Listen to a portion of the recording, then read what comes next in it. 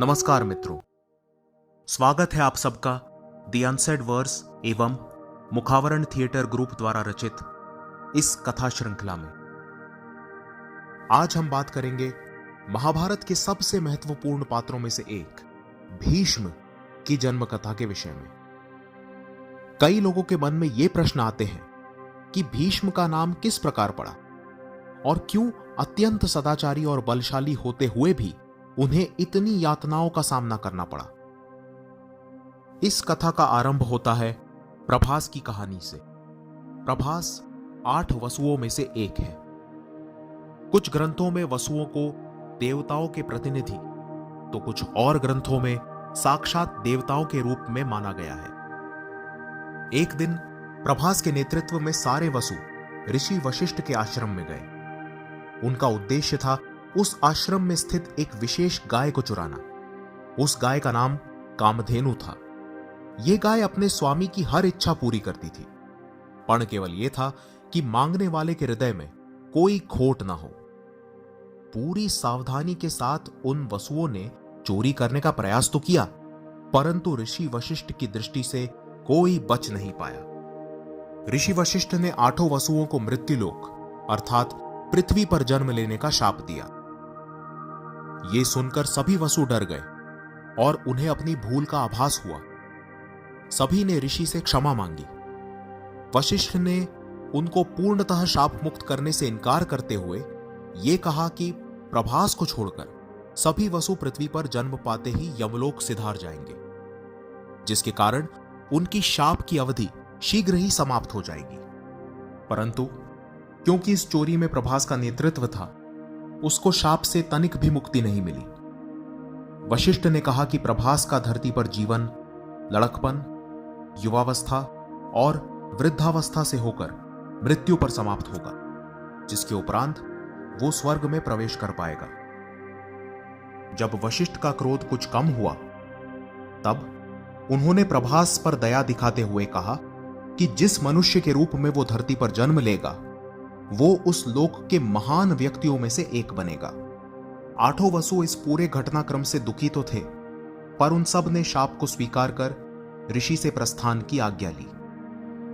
वसुओं का दुख देखकर संसार के रचयिता ब्रह्मा जी की पुत्री सुरसरिता गंगा ने उनको एक वचन दिया। गंगा ने उन सब से कहा कि धरती पर जब वे जन्म लेंगे तो उनकी कोख से ही लेंगे और उनको शीघ्र ही मुक्त कराने का संपूर्ण प्रयत्न गंगा द्वारा किया जाएगा। समय के साथ गंगा ने पृथ्वी पर एक सुंदर नगर हस्तिनापुर के राजा शांतनु से विवाह किया। गंगा ने शांतनु से इस वचन के बल पर विवाह किया था कि यदि कभी भी शांतनु ने उनसे कोई प्रश्न किया तो वो सदा के लिए उन्हें छोड़कर चली जाएंगी।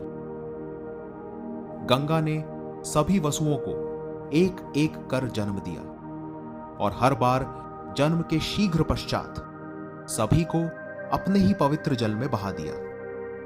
वचनबद्ध होने के कारण शांतनु ऐसे ही अपने 7 पुत्रों की मृत्यु बिना किसी विरोध के देखते रहे और मन ही मन बहुत दुखी हुए।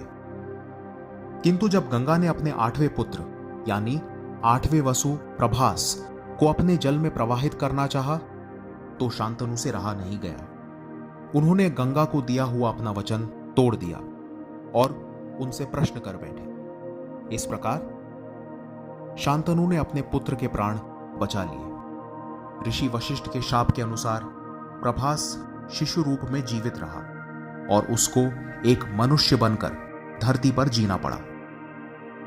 गंगा ने उस बालक का नाम देवव्रत रखा था।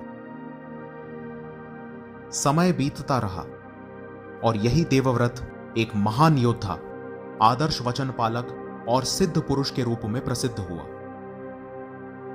आजीवन ब्रह्मचारी रहने की भीषण प्रतिज्ञा इसी महात्मा ने ली थी और इसी प्रतिज्ञा के कारण इनका नाम भीष्म पड़ा था।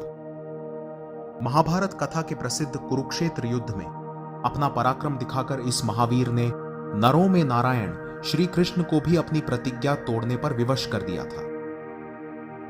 युद्ध में वीरता पूर्वक लड़कर षड्यंत्रवश घायल होकर अपने वंश के एक बहुत बड़े भाग को नष्ट होता देखकर और अपनी वचन पूर्ति को साकार कर जब भीष्म ने अपने शरीर का त्याग किया, तब प्रभास को ऋषि वशिष्ठ के शाप से मुक्ति मिली।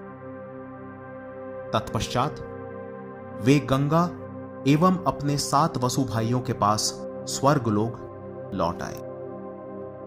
मित्रों, यदि आपको हमारा यह चलचित्र अच्छा लगा हो तो कृपया इसे पसंद एवं साझा करें। हमारे चैनल की सदस्यता लेना और घंटी के चित्र पर बाण चलाना बिल्कुल ना भूलें। धन्यवाद।